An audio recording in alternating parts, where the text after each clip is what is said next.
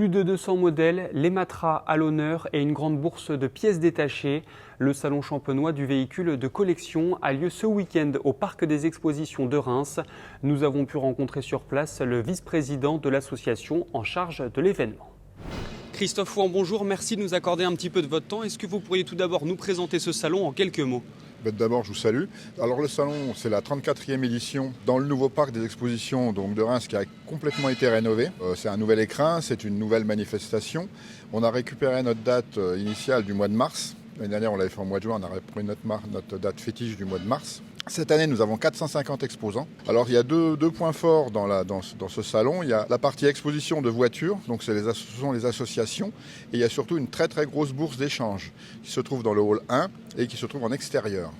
Quel est le thème de cette édition 2022 ? Alors, le thème, c'est Matra. Matra qui est mise à l'honneur.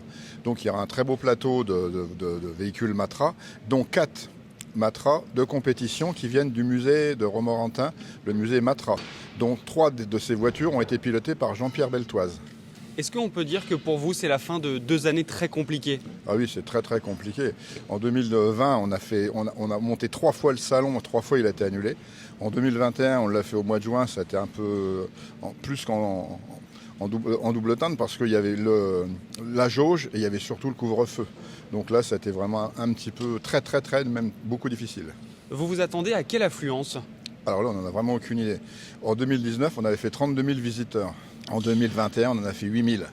Donc une différence énorme. Là, on espère retrouver un peu de vitalité auprès de nos visiteurs. Je sais pas, on espère faire 18 000, 20 000 quand même. Ce serait bien. Est-ce qu'il y a 1 ou 2 véhicules vraiment à ne pas rater cette année dont vous aimeriez nous parler ? Oui, il y a les Matras. Il y a 4 Matras qui sortent du musée Matra. Ce sont des véhicules exceptionnels. D'abord, ce sont des véhicules de Formule 1, dont une Matra qui a gagné, pilotée par Jean-Pierre Beltoise. Ce sont vraiment des véhicules d'exception. Est-ce que vous pourriez nous préciser un peu comment ça va se passer, cette bourse dont vous nous parliez il y a quelques instants ? Alors donc, vous avez tous les parkings extérieurs devant les halls et derrière les halls, il y a des exposants donc, qui sont en bourse extérieure. Donc ils vendent de la pièce détachée, de la plaque émaillée, des miniatures, tout ce qui est attrait aux véhicules anciens. Alors, c'est pas que de la voiture, il y a également de la moto, pièces moto et ainsi de suite. C'est véhicules anciens. Quelles sont les personnes qui viennent ici ? Est-ce que c'est plutôt des collectionneurs, simplement des amateurs ? Alors le vendredi et le samedi, ce sont des acheteurs, ce sont des collectionneurs.